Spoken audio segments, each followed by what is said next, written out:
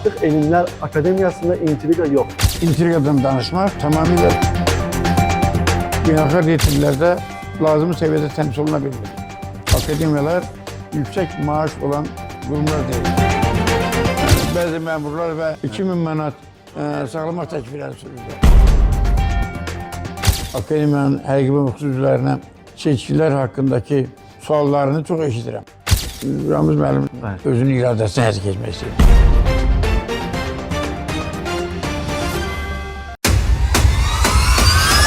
Salam əziz izləyicilər, hər vaxtınız xeyir olsun. Manşet Az xəbər portalı önəmli müsahibələrinə davam edir. Bugünkü müsahibimiz Azərbaycan Milli Elmlər Akademiyasının prezidenti akademik İsa Həbib bəylidir. İsa məni xoş gördük. Sağ olun. Elə gəlin ilk bundan başlayaq ki, bu yaxınlarda Azərbaycan Milli Elmlər Akademiyasının 80 illik yubileyi olacaq. Cənab Prezidentin də bununla bağlı sərəncamı var.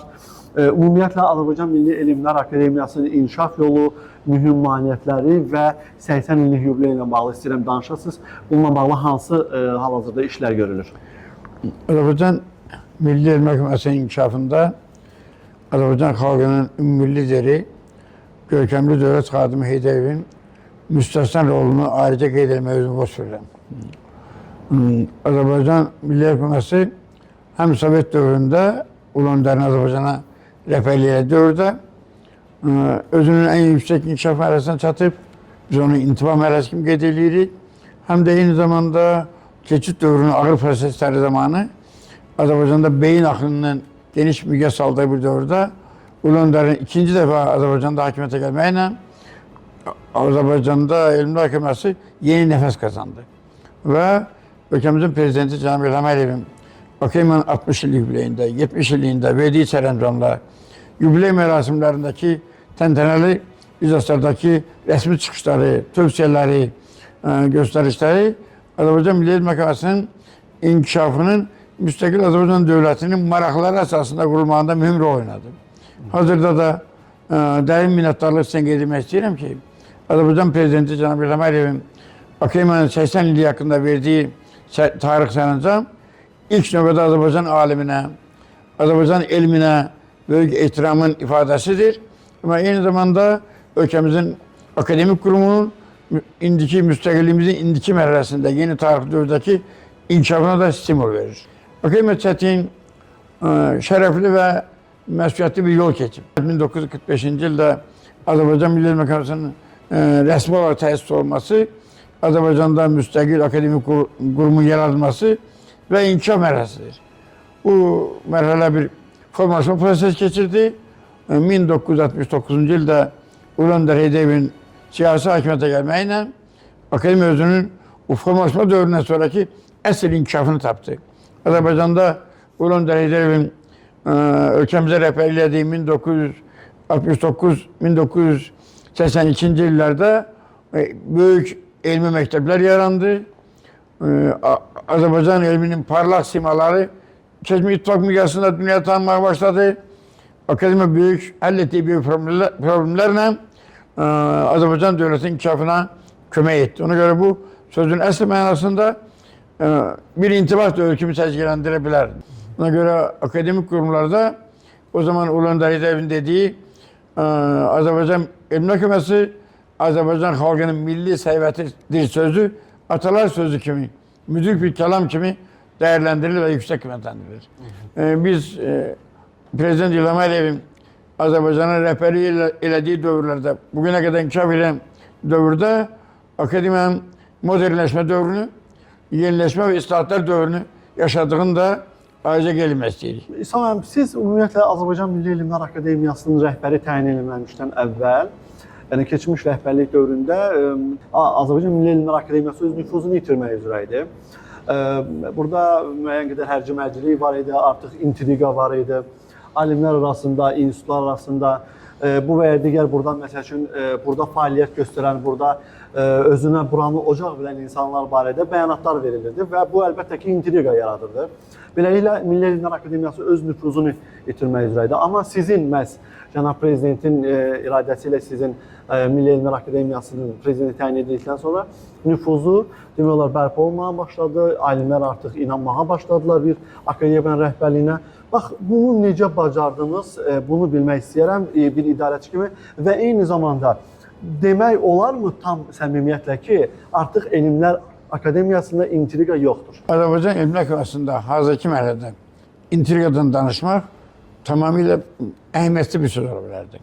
Hazırda Azərbaycan Akademiyasında özünə məxsus problemlər olmaqla bərabər tam sabitlik və həmrəylik şəraiti mövcuddur.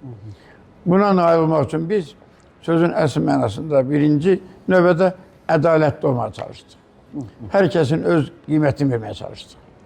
İkinci, eyni zamanda biz sabitliyi yaranmasını öne çəkdik. Çünki sabitlik olmayan yerdə hər hansı bir elmi axtarışdan, ixtiradan, kəşfdən, inkişafdan danışmaq mümkün deyildi.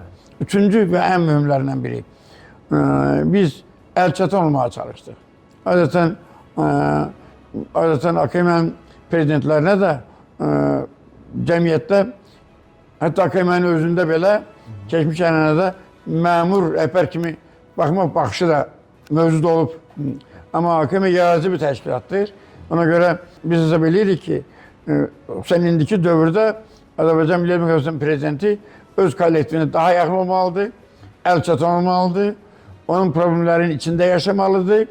Hər kəs ona məmur kimi yox, bir yaradıcı şəxs kimi də münasibət bildirməlidir. Məncə ədalətli olmaq, əlçatan olmaq, sabitlik mövqeyində durmaq, akademiyanın indiki inkişafının və sabitliyinin əsas qarantı olmuşdur. Binanın özünün saytı ilə tanış olurdu. Orada belə bir deməli məsələ var idi. Milli Elmlər Akademiyası Beynəlxalq Akademiyaların, eyni zamanda Asiya Elmlər Akademiyasının üzvü seçilib. Bax, İsa müəllim, bu üzv seçilmək, məsəl üçün Asiya Elmlər Akademiyası və yaxud Avropa və ya digər beynəlxalq qurumlar, bax, bu bizim dövlətimiz üçün, elm ictimaiyyəti üçün nə dividend vəd edir, nə qədər əhəmiyyətlidir bu? Ben onu demək istəyirəm ki, bu dünyada akademiyaların varlığı, beynəlxalq akademiyaların siyahlarında üzvlük statusu qazanmağında akademiyanın varlığı, özünü ifadə eləməsi beynəlxalq elmi akademiyaların üzvü olmadan mümkün değildir. Beynəlxalq elmi akademiyaların, akademik kurumların üzvü olmaq, ümumdünya akademiyalar sistemində varlığı müəyyən etməkdir, ispat etməkdir. Bu çox Sovetlər İttifaqı vaxtı belə bir ənənə yox idi. Amma müstəqil illərində bu zəruri şərtlərdən birinə çevrilmişdir. Çox təəssüf ki, biz çox geç, 2023-cü ildən etibarən beynəlxalq akademiyaların üzvü olmaq təşəbbüslərini irəli sürdük və artıq bu istiqamətdə bir sıra mühüm addımlar atılıb. Biz artıq məlumat vermək istəyirəm dinləyicilərimizə ki, Beynəlxalq Elmi Şura deyilən dünyanın birinci akademik qurumunun tam hüquqlu bir üzvü, akademiyalar arası tərəfdaşlıq asosiasiyasının üzv olma statusu qazanmışıq. Eyni zamanda Asiya Elmlər Akademiyaları və Elmi Cəmiyyətlər Asosiasiyasında da bərabər hüquqlu üzv kimi təmsil olunur. Ne deməkdir bu? Bizə nə verir? Birinci, dünya akademiyalarının cərgəsində öz varlığımızı təsdiq edirik. İkincisi, dünya elmində gedən prosesləri, baş verən yeni axınları, cəryanları, tendensiyaları bilmədən akademiyanın həm ölkə maraqlarına doğru, həm də dünyada gedən proseslərə doğru inkişaf etmək mümkün değildir. Biz o sərvətdən demək olar ki, məhrum olmuşdur. Və biz artıq adını saydığım akademiyaların iclaslarında təmsil olunarkən dünyada gedən elmi proseslər, elmi axınlar, tendensiyalar, meyllər, nailiyyətlər, uğurlar, uğursuzluqlar, eksperimentlər barədə tam informasiya ala bilirik. Bizim hazırda Bolqarıstan Elmlər Akademiyası ilə Qabrova və Çəki Yumoru adlı bir beynəlxalq layihəmiz bu statusda bu əsasda inkişaf edir. Bizim Gürcistan İlmlər Akademiyası ilə Nizami Gəncəvi və Çotar Ustaveli adlı layihəmiz davam etməkdədir. Məlumat üçün deyim ki, Gürcü alimlərinin apardığı tədqiqatlar əsasında da Nizami Gəncəvinin Böyük Azərbaycan şairi olması Gürcüstanda həm də bu layihənin tərəfdaşı olan Cambridge Üniversitesində çap olunan kitablarda öz əksini tapıb. Çağdaş dövr üçün bu çox mühüm məsələ idi. Elmlər Akademiyasının elektronlaşdırılması. Bizə məsəl üçün bu elektronlaşmış Elmlər Akademiyası nə verəcək? Təəssüf ki, bizim uzun illər boyu akademiyamızın elmi nailiyyətləri və hesabatları elektron vasitələrlə, elmi metrik göstəricilərlə hesablanaraq dünya təqdim olunmuyor. Ona görə də biz beynəlxalq reytinqlərdə lazım səviyyədə təmsil oluna bilmirik. Çünki beynəlxalq reytinqlərin aparan beynəlxalq təşkilatlar heç bir komissiya düzəldib ölkəyə gəlib yerində yoxlamırlar. Onlar elektron vasitələrlə gedən prosesləri akademiyada öyrənir və onu elmi metrik dəyərlərlə qiymətləndirirlər. Bu artıq dövrümüzün reallığıdır. Fəlsəfə doktorları 60 manat Azərbaycanda təqaüd alırlar, eyni zamanda 100 manat da elmlər doktoru. Bax, bu təqaüdlərin artırılması üçün ümumiyyətlə alimlərin və xüsusilə gəncləri mən burada vurğulamaq istəyərəm. İstəyərəm ki, bu barədə danışasınız. Məsələn, bunların sosial müdafiəsinin gücləndirilməsi ilə bağlı hansı təkliflər varmı, hansı işlər aparılırmı? Bütün dünyada akademiyalar yüksək maaş olan qurumlar deyirlər. Və Azərbaycan Elmlər Akademiyasının həqiqi üzvlərinin rütbə maaşları MDB ölkələrində orta reytingdən yüksəkdir. Bu nə qədərdir? 2000 manat desən. 2000 manat akademiyanın həqiqi üzvləri, 1300 manat isə akademiyanın müxlis üzvləri alırlar. Düzdür, ən yüksək nəticə deyildir. Amma orta göstəricidən yuxarıdır. Və ikinci deyə bilərəm ki, Azərbaycan Elmlər Akademiyasında bu çalışıb, elm sahəsində çalışıb, təqaüdə çıxanların Cənab Prezidentin sərəncamı ilə elmlər namizədlərinə 200 manat, təqaüdünə əlavə olaraq professorlara 500 manat da əlavə onlara maliyyə vəsaiti ödənir. Yəni öz pensiyasından əlavə? Bəli, əlavə olaraq. Və eyni zamanda gənclər, doktorantların təqaüdlərinin artırılması istiqamətində ardıcı siyasət həyata keçirilir. Mən deyərdim ki, son 10 ildə bu 5 dəfədən çox artırılır. Və eyni zamanda dosent və professor adına görə, elmi dərəcələri və elmi adlara görə verilən müavinətlər də, maliyyə vəsaitləri də arıcı olaraq mərhələlərlə artırılma istiqamətində davam edir. Sizin bayaq vurguladığınız professor və dosent elmi adına görə maliyyə vəsaitinin alınması çox təəssüf ki, uzun illər Azərbaycan Elmlər Akademiyasında çalışan alimlərə şamil edilməmişdir. Biz bu məsələni elm qanununu Milli Məclisdə hazırlayarkən qaldırdıq. Amma həmin il çox təəssüf ki, beynəlxalq iqtisadi böhran dövrünə təsadüf elədiyindən bəzi məmurlar və millət vəkili həmkarlarım bunu sonraya saxlamaq, sonraki illərə saxlamaq təkvirləri sürürdülər. Ölkəmizin prezidenti sərəncama imzalayarkən necə deyərdim, belə inamla bu müddanı da müdafiə elədi. Ona görə də artıq 2016-cı ildən bugünə qədər Azərbaycan Elmlər Akademiyası sistemində də Azərbaycan universitetlərində olduğu kimi alimlər dosentliyə və professorluğa görə əmək haqqı alırlar. Bu da özünə məxsus bir stimuldur. Dosent olmağa, professor olmağa can atanların sayı artdı. Demək olar ki, akademiyada professor olmaq həvəsli olan yox idi, çünki onun arxasında maliyyə vəsait dayanmırdı. Amma indi akademiyada son 10 ildə dosentlərin də sayı, professorların da sayı kifayət qədər artmışdır. Ölkədə uğurlu gənclər siyasəti Cənab Prezident tərəfindən həyata keçirilir. Hər il bilirsiniz ki, gənclərə prezident mükafat verilir. Eyni zamanda Gənclər İdman Nazirliyi də öz növbəsində gəncləri təltif edir. Biz 2023-cü ildən etibarən akademiyanın da gənclər mükafatını təsis eləmişik. Və ən cavan, ən tez, ən gənc yaşında namizədlik fəlsəfə doktorluğu müdafiə edən alimlər üçün, bir də ən cavan yaşında elmlər doktorluğu müdafiə alimlər üçün həm maliye vesayeti müəyyənləmişik.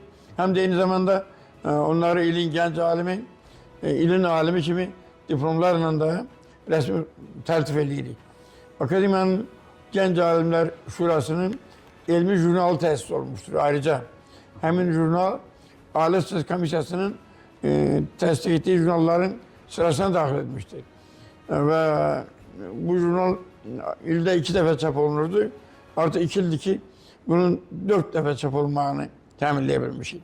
Eyni zamanda Akademiyanın Gənc Alimlər Şurasının orqan olan Elmi Axtarış jurnalının bir sayı ildə İngiliscə çıxır. Bu demək ki, biz alimlərimizin, gənc alimlərin nailiyyətlərini də İngilis dilində dünya alimlərinin tanıması üçün və onlara istinad olması üçün şərait yaratmışıq. Biz hazırda akademiyada gənc alimlərin təşkilatlanması baxımından islahatlar aparır. Azərbaycan mediasının 150 illiyi tamam olur və bu əlamətdar bir tarixdir. Və yeri gəlmişkən bu 150 ilə bağlı mən oxudum. Deməli, Milli Elmlər Akademiyasında Molla Nəsrəddin ensiklopediyası hazırlanıb, bəli.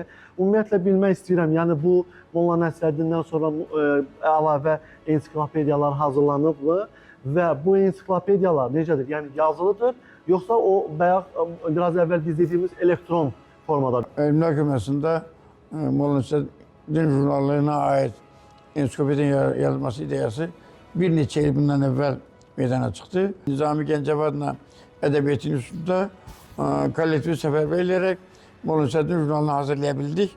Artıq Molla Nəsrəddin jurnalı 60 çap vərəqə əzmində yüksək formatda və yüksək poliqrafiyanın çap olunub.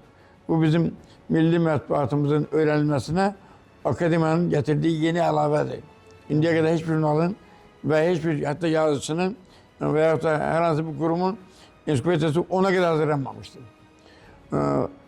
Bundan başqa hazırda Azərbaycan Milli Elmlər Akademiyasında Heydər Əliyev ensiklopediyası hazırlanır. Bu Ulu Önder'in anadolmasının 100 illiyi tədbirləri çərçivəsində bu işə start verilmişdir. Hazırda bizim Milli Ensiklopediya Mərkəzimiz Heydər Əliyev ensiklopediyasını 2 cilddə sözlüyünü müəyyən edib, müəlliflər kollektivi təsdiq olunub və düşünürəm ki, bu ilin 2025-ci ilin sonuna qədər onun birinci cildinin hazırlanmasını başa çatdıracaq. Ümumiyyətlə isə əsas məqsədimiz 2026-cı ildə Heydər Əliyev ensiklopediyasını tamamlamaq, 2 cilddə Azərbaycan cəmiyyətinə təqdim etməkdən ibarətdir. Bu bizim müstəqil dövlətçiyimizə, Ulu Öndərimizin xatirəsinə, Cənab Prezidentin apardığı siyasətə, ölkəmizdə Azərbaycançılıq ideallarının, müstəqil dövlətçi təfəkkürünün, vətənpərvərlik hisslərinin möhkəmlənməsinə elmin dəstəyinin bir ifadəsidir. Bu bir dildə olacaq. 2 cilt, 2 cilt. Yox, yalnız Azərbaycan dilində olacaq. İlk variantı əlbəttə ki, hələlik Azərbaycan dilindədir. Amma bu Ulu Önderin fəaliyyətinin miqyası, əhəmiyyəti ona əsas verir demək ki, biz onun bir qədər də gecəmlaşmış şəkildə bir cilddə xarici dillərdə də gələcəkdə nəşr nəzərdə tuturuq. Eyni zamanda Cənab Prezidentin Qərbi Azərbaycana çağırış siyasəti ilə əlaqədar olaraq 2 cilddə hazırda Qərbi Azərbaycan ensiklopediyası hazırlanır. Akademiyanın Bakıxanov adına Tarix İnstitutu bu işə məsuldur.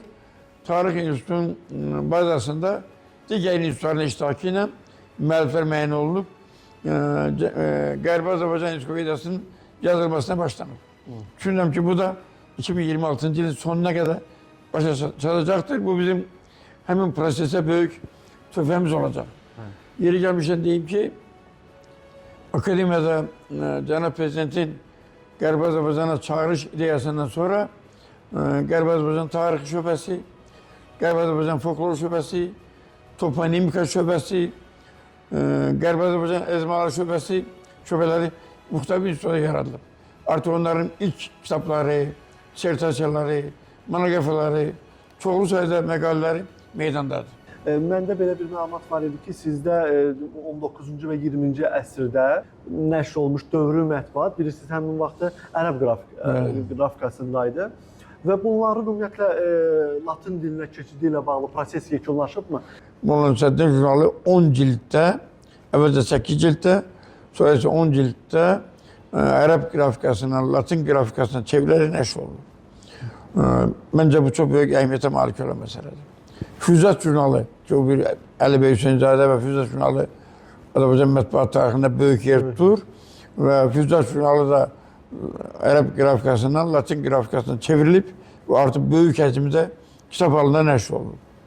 Eyni zamanda 20-ci əsrin əvvəllərində çap olunan Rəhbər, Dəbistan, Məktəb və buna Ari, Zənbur jurnalları da akademiya alimləri tərəfindən çevrilərək latin qrafikasına ictimaiyyətə çatdırılıb. Mən sizinlə görüşə gəlməzdən əvvəl bir neçə elm adamları, professorlarla, ziyalılarla, hətta rektorlar da var idi, onların içərisində söhbət eləmişdim bu müsahibəyə hazırlaşarkən və həm onların xahişi və sualıdır, həm də mən istəyirəm ki, bu barədə siz ictimaiyyətə də məlumat verəsiniz.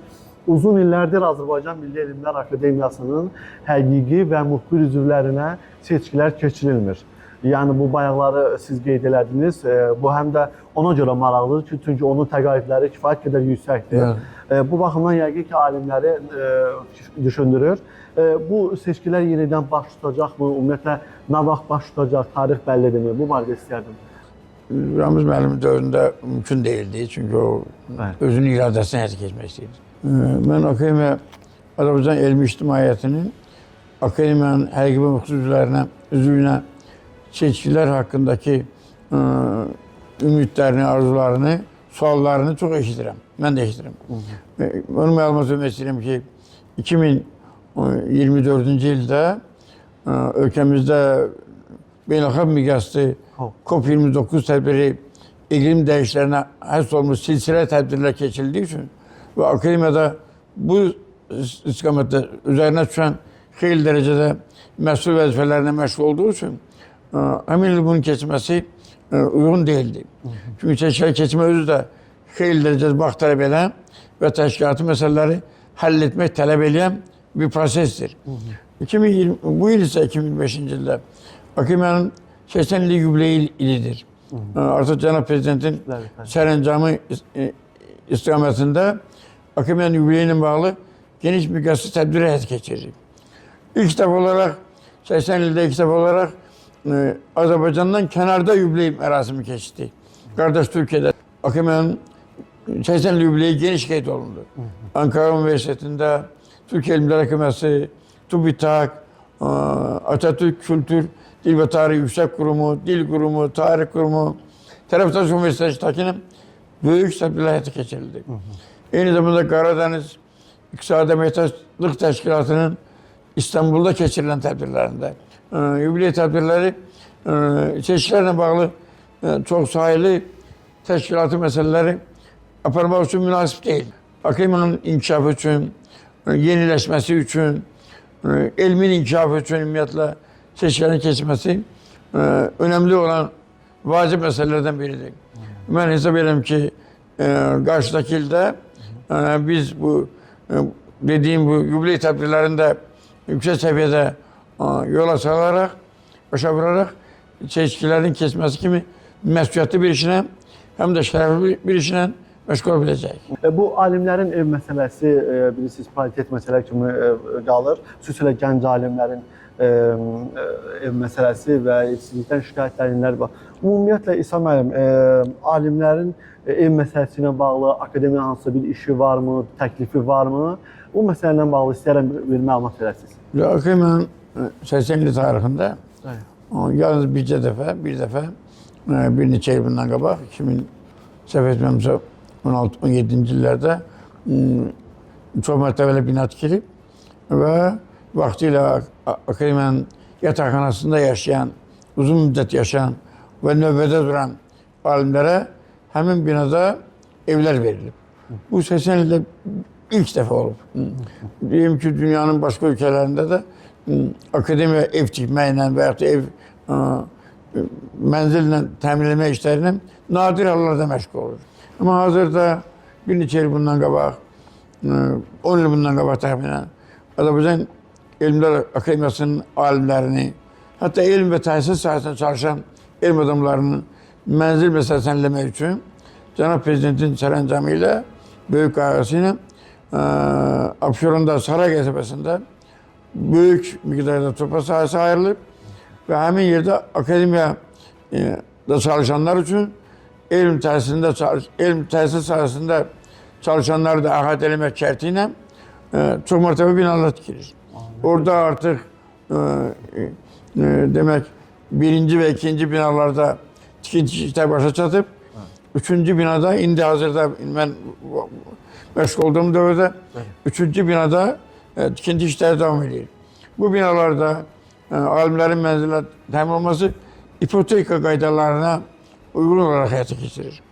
Amma əldə olunan razılaşmaya görə demək akademiyada çalışanlar üçün ipotekada güzəştli şərtlər vardır. İlk növbədə bu akademiya alimlərinə verilir.